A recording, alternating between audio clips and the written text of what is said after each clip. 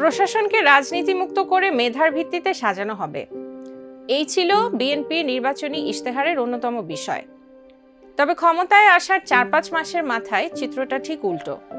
বর্তমান সরকার প্রশাসনের শীর্ষ পদে একের পর এক চুক্তিভিত্তিক নিয়োগ দিচ্ছে, যা নিয়ে শুরু হয়েছে তীব্র বিতর্ক। বলা হচ্ছে এসব পদক্ষেপ জনপ্রশাসনের জন্য ক্ষতিকর।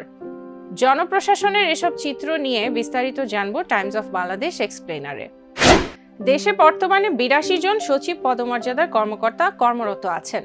এর মধ্যে প্রায় প্রতি 4 জনে একজন অর্থাৎ 23 জনকেই দেওয়া হয়েছে চুক্তিভিত্তিক নিয়োগ। এসবের মধ্যে গুরুত্বপূর্ণ পদে চুক্তিভিত্তিক নিয়োগে আছেন মন্ত্রিপরিষদ সচিব নাসিমুল গনি, প্রধানমন্ত্রীর মুখ্য সচিব এবিএম আব্দুস সাত্তার, জনপ্রশাসন মন্ত্রণালয়ের সিনিয়র সচিব এহসানুল হক, স্বরাষ্ট্র মন্ত্রণালয়ের সিনিয়র মঞ্জুর মোর্শেদ চৌধুরী। এছাড়া নির্বাচন কমিশন, পরিকল্পনা কমিশন, ভূমি মন্ত্রণালয়, ধর্ম মন্ত্রণালয়, স্বাস্থ্যসেবা বিভাগ ও বিভিন্ন অধিদপ্তর ও বোর্ডেও চুক্তিভিত্তিক সচিবদের ছড়াছড়ি।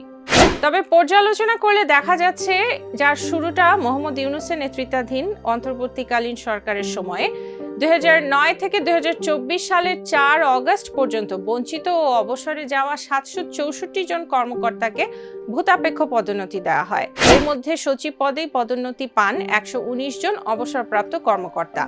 এছাড়া কমপক্ষে 16 জন সচিব পদমর্যাদার কর্মকর্তাকে বাধ্যতামূলক অবসরে পাঠানো হয়। বর্তমান বিএনপি সরকারও কৃষি সচিব এমদাদ উল্লাহকে বাধ্যতামূলক অবসরে পাঠিয়েছে এবং আগের মতোই সচিবদের ওএসডি রাখার ধারা বজায় রেখেছে। জনপ্রশাসন বিশেষজ্ঞরা এই পরিস্থিতিকে দীর্ঘমেয়াদে প্রশাসনের জন্য মারাত্মক ক্ষতিকর বলে মনে করছেন।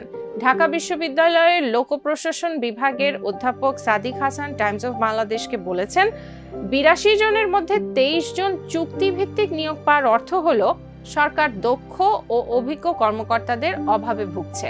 এর ফলে নিচের পদের যোগ্য কর্মকর্তারা পদোন্নতি থেকে বঞ্চিত হচ্ছেন, যা তাদের কাজের আগ্রহ ও মূল্যায়ন কমিয়ে দিচ্ছে। প্রশাসনের পুরো সিভিল সার্ভিসকে আস্থায় না নিয়ে নিজের লোক খোঁজার প্রবণতাই সবচেয়ে বড় সমস্যা। সরকারের সাবেক সচিব একেএম আব্দুল আওয়াল মজুমদার তিনি অন্তর্বর্তীকালীন সরকারের আমলে চুক্তিভিত্তিক নিয়োগকে নজিরবিহীন অনাচার হিসেবে আখ্যায়িত করেছেন।